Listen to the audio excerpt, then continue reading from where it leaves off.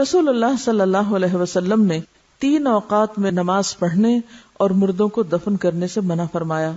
Number 1 طلوع آفتاب کے وقت حتیٰ کہ بلند ہو جائے. نمبر 2 جب سورج دوپہر کے وقت عین سر پر ہو حتیٰ کہ ڈھل جائے.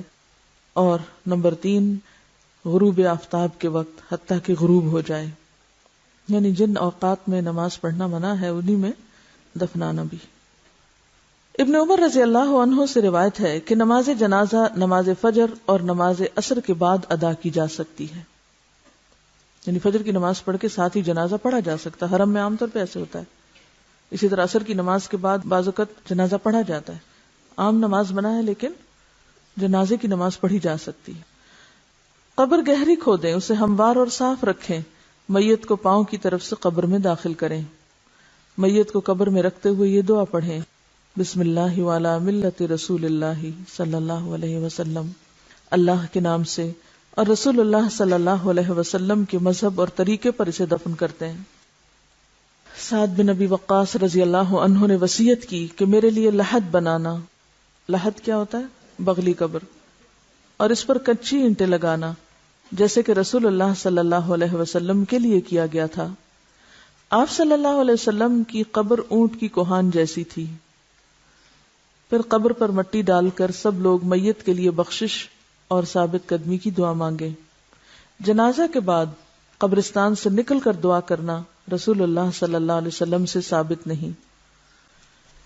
قبروں کو پختہ بنانے کی ممانعت. قبروں کو اونچا کرنا، پختہ بنانا، ان پر گنبد اور قبے بنانا حرام ہے. جابر رضی اللہ عنہ کہتے ہیں کہ رسول اللہ صلی اللہ علیہ وسلم نے پختہ قبریں اور ان پر عمارت وغیرہ بنانے سے منع کیا. نیز آپ نے قبر پر بیٹھنے اور ان کی طرف منہ کر کے نماز پڑھنے سے بھی منع فرمایا ہے. چاہے کوئی شخص مجاور بن کے بیٹھے یا چلہ کشی کے لیے، سب ناجائز ہے. رسول اللہ صلی اللہ علیہ وسلم نے قبروں پر لکھنے سے بھی منع فرمایا. حضرت علی بیان کرتے ہیں کہ مجھے رسول اللہ صلی اللہ علیہ وسلم نے حکم دیا کہ میں ہر تصویر مٹا دوں اور ہر اونچی قبر برابر کر دوں. ام حبیبہ اور ام سلمہ نے رسول اللہ صلی اللہ علیہ وسلم سے ایک گرجے کا ذکر کیا کہ اس میں تصویریں لگی تھی، یعنی حبشہ کے علاقے میں جب یہ ہجرت کر کے گئی ہیں، کیونکہ عرب میں تو گرجا نہیں تھا. آپ نے فرمایا جب ان لوگوں کا کوئی نیک شخص مر جاتا تو وہ اس کی قبر پر مسجد بناتے اور وہاں تصویریں بناتے. قیامت کے دن یہ لوگ اللہ کے سامنے بدترین مخلوق ہوں گے. رسول اللہ صلی اللہ علیہ وسلم نے آخری بیماری مرض الموت میں فرمایا اللہ تعالیٰ یہود و نصارہ پر لعنت کرے جنہوں نے اپنے پیغمبروں کی قبروں کو مسجدیں بنا لیا. حضرت عائشہ نے فرمایا اگر اس بات کا ڈر نہ ہوتا کہ لوگ آپ کی قبر کو مسجد بنا لیں گے تو آپ کی قبر کھلی جگہ میں ہوتی، یعنی اس ریسٹرکٹڈ ایریا میں نہیں. اور یاد رکھیے کہ یہ جو قبر کے ساتھ مسجد نبوی ہے یہ قبر کی وجہ سے نہیں بنائے گی. مسجد پہلے تھی اور قبر قریب بنائے گی اور پھر وسعت کی وجہ سے وہ ایک طرح سے جیسے مسجد کے اندر شامل ہوگی، حالانکہ اب بھی وہ ایک طرح سے الگ ہے، ایک کارنر پر ہے، بیچ میں نہیں آئی. ساری ایکسٹینشن پیچھے کی طرف ہوئی، آگے نہیں ہوئی. رسول اللہ صلی اللہ علیہ وسلم نے فرمایا میں نے تمہیں قبروں کی زیارت سے منع کیا تھا، اب تم ان کی زیارت کیا کرو. ایک روایت میں ہے قبروں کی زیارت موت یاد دلاتی ہے. شیخ البانی فرماتے ہیں نبی صلی اللہ علیہ وسلم نے قبروں کی زیارت کرنے والی عورتوں پہ لعنت کی، مگر اس کے بعد آپ نے اجازت دے دی تو اس میں مرد عورت دونوں شامل ہیں. آپ صلی اللہ علیہ وسلم ایک ایسی عورت کے پاس سے گزرے جو قبر پر بیٹھی رو رہی تھی.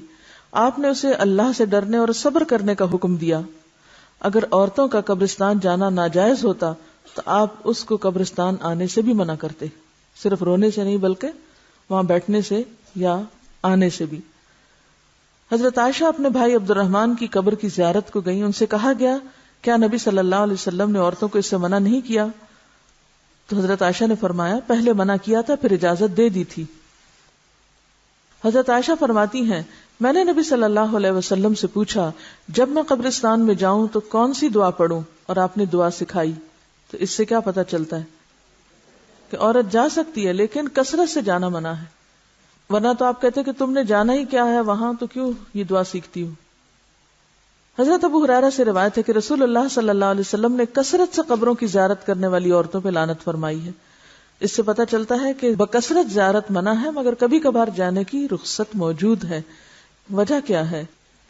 آپ صلی اللہ علیہ وسلم فرمایا فزوروها فانها تزهد الدنيا وتذكر الاخرہ، ان کی زیارت کیا کرو کیونکہ یہ دنیا سے بے رغبتی کرواتی ہے انسان کو اور آخرت کی یاد دلاتی ہیں۔ رسول اللہ صلی اللہ علیہ وسلم نے فرمایا مردوں کو برا نہ کہو، جو اعمال انہوں نے کیے تھے وہ انہیں مل گئے۔ ہم لوگ اس ادب اور اخلاق سے بھی عاری ہیں، وہیں بیٹھے بیٹھے شروع ہو جاتے ہیں کہ اس کا چہرہ ایسے لگ رہا ہے، اس کے ہونٹ ایسے ہیں تو اس کا ناک ایسا ہے تو اس کی رنگ ایسا ہو رہا ہے تو اس نے پتہ نہیں کون کون سا گناہ کیا ہوگا۔ حالانکہ بعض اوقات بعض بیماریاں ایسی ہوتی ہیں کہ جن کی وجہ سے اسکن کا رنگ تبدیل ہو جاتا ہے۔ اور ایک بات یاد رکھیے کہ جو شخص یہ کہتا ہے کہ لوگ ہلاک ہو گئے، وہ سب سے زیادہ ہلاک ہونے والا ہے۔ کوئی حق نہیں کسی کو کہ کسی کے بارے میں کس طرح کمنٹ کرے، یعنی کسی کی تعریف اگر نہیں کر سکتے تو اس کی برائیوں پر بھی زبان نہ کھولو، کیونکہ وہ اپنے انجام کو پہنچ گئے۔ زیارت قبور کی دعائیں، جو شخص قبروں کی زیارت کرنے جائے تو وہ یہ دعا پڑھے السلام علی اہل الدیار من المؤمنین والمسلمین ویرحم اللہ المستقدمین منا والمستأخرین وإنا انشاء اللہ بکم للاحقون۔ مومن اور مسلمان گھر والوں پر سلامتی ہو، ہم میں سے آگے جانے والوں اور پیچھے رہنے والوں پر اللہ تعالی رحم فرمائے، اور اگر اللہ نے چاہا تو ہم بھی عنقریب تم سے ملنے والے ہیں۔ مسلم ہی کی ایک روایت میں یہ الفاظ بھی ہیں اسأل اللہ لنا ولکم العافیہ، میں اللہ تعالیٰ سے اپنے اور تمہارے لیے عافیت کی دعا کرتا ہوں۔ آپ نے سوال یہ کیا تھا کہ اگر کوئی شخص کہیں فوت ہو جائے تو اس کو ٹرانسپورٹ کر کے دوسری جگہ لے جایا جا سکتا ہے؟ پسندیدہ تو یہی ہے کہ جہاں کوئی فوت ہوئے وہیں دفن کرے، کیونکہ زمین تو ساری اللہ کی ہے۔ کیونکہ ظاہر ہے کہ کسی مردے کو ٹرانسپورٹ کرنا آسان کام نہیں، الا یہ کہ کہیں کوئی مسلمانوں کا قبرستان نہیں یا کوئی جگہ نہیں مل رہی تو دوسری جگہ لے جا کے دفن کر دیں، لیکن کتنا خرچ اٹھتا ہے اس پہ۔ مجھے یاد ہے کہ ایک زمانہ تھا کہ جب انگلینڈ میں رہنے والے مسلمان تقریباً سارے مردوں کو پاکستان روانہ کرتے تھے اور اس کے لیے باقاعدہ فنڈ ریزنگ کرتے، چندے اکٹھے کرتے اور ہزاروں پاؤنڈ اس پہ خرچ کرتے تھے۔ میرے خیال میں اگر وہیں پر قبرستان کا انتظام کر لیتے، جب اپنے گھر انہوں نے وہاں بنائے ہوئے ہیں تو مردوں کے لیے پاکستان ہی کیوں، ان کو بھی وہیں چھوڑ دیں۔ اسی پیسے سے اگر ہر کوئی اپنے اس مردے کے نام پہ ایک ایک اسکول اپنے گاؤں میں بنوا دیتا تو کتنے بچوں کی تعلیم کا انتظام ہو جاتا اور اس مردے کے لیے بھی صدقہ جاریہ ہوتا۔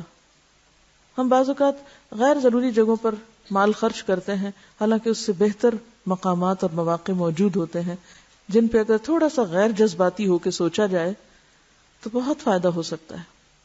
جیسے اگر ایک مردے کے اوپر 1000 پاؤنڈ بھی خرچ آیا ہے، مجھے نہیں معلوم آج کل کتنا ٹکٹ ہے مردے کے لیے، کیونکہ وہ ایک سواری کا نہیں، ویسا 2 یا 3 کے برابر ٹکٹ ہوتا ہے، اس کو ویسے بھی وہ لگیج میں ڈال کے بھیجتے ہیں، اندر جہاز میں اوپر تھوڑی رکھتے ہیں۔ تو کرامت کے بھی خلاف بات بنتی ہے نا، ایک شخص جو فوت ہو چکا ہے، اب اس نے جانا زمین میں ہی ہے، وہاں اس زمین میں ڈالنے کے لیے کسی اور زمین میں آپ اس کو بھیج رہے ہیں، اور پھر اس سے حاصل کیا ہوگا؟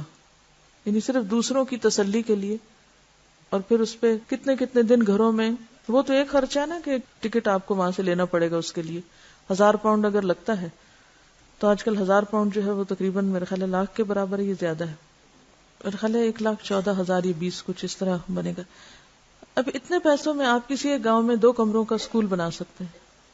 اچھا، پھر انتظار میں جو وقت گزرتا ہے، 8 دن بعد میت آ رہی ہے، 8 دن گھر میں مجلس قائم ہے، سب لوگ کام کاج چھوڑ کے پتہ نہیں کہاں کہاں سے اکٹھے ہو رہے ہیں، اور پھر اس پر جو کھانے پینے کا خرچ چلتا ہے، لوگ قرضہ اٹھا اٹھا کے آنے والوں کی خاطرداری کر رہے ہوتے ہیں، وہ سارا اگر ملایا جائے تو اس سے کہیں بہتر کام ہو سکتے ہیں، اور جانے والے کے لیے دعا کر کے صبر کیا جائے، کیونکہ تھوڑے دن ہیں ہمارے بھی، وہیں جا بیٹھیں گے ہم بھی۔ تو جب ہمارے سامنے مقاصد واضح نہیں ہوتے تو پھر ہم اپنے جذبات، اپنی تسلی، اپنے سکون اور اپنی خواہش پوری کرنے کے لیے بلا ضرورت اس طرح کی تکلیف کرتے ہیں۔ اور جب نبی صلی اللہ علیہ وسلم کی واضح حدیث ہے کہ جلدی کرو، دیر نہ کرو، تو پھر کوئی جواز نہیں۔ دیکھیے، ایک شخص وہاں سے آئے گا، آ کے بس صرف شکل دیکھے گا اور روئے دھوئے گا اور خلاص۔ آپ پہلے اتنا عرصہ کہاں تھے؟ آپ کو اس وقت آنا چاہیے تھا جب وہ زندہ تھا، اب تو ایک رسم دنیا نبھانے آ رہے ہیں آپ۔ اور دوسری بات یہ ہے کہ مورچری میں رکھ دیتے ہیں۔ آپ کو کوئی مورچری دیکھنے کا اتفاق ہوا؟ میں نے دیکھی ہے، ایسے ہی جیسے فریزر ہوتے ہیں، کھلتے ہیں اور مردے اس طرح اندر رکھ دیے جاتے ہیں جیسے فریج میں آپ کوئی چیز رکھ رہے ہیں۔ آپ اپنے لیے پسند کریں گے کہ آپ کو مرنے کے بعد فریز کیا جائے اور آپ کو مرنے کے بعد اٹھا کے کبھی کہیں کبھی کہیں، اور بعض اوقات جب وہاں سے ٹرانسپورٹ کرتے ہیں تو آپ کو پتا ہے کہ وہ سارا کچھ اندر سے نکال لیتے ہیں، سب آنتے وانتے ہر چیز، حتیٰ کہ بازو کا برین تک کو بھی، اور صرف وہ کھوکھلی سے وہ ایک چیز ہوتی ہے، ہڈیاں چند جو اتنی دور لائی جاتی ہیں، کس لیے؟ زمین کے کسی بھی حصے میں ہوں گے اٹھا لیے جائیں گے واپس. ایسی چیزوں کو کٹ ڈاؤن کرنا چاہیے ہمیں، اور تھوڑا سا عقل سے کام لینا چاہیے جذبات سے زیادہ.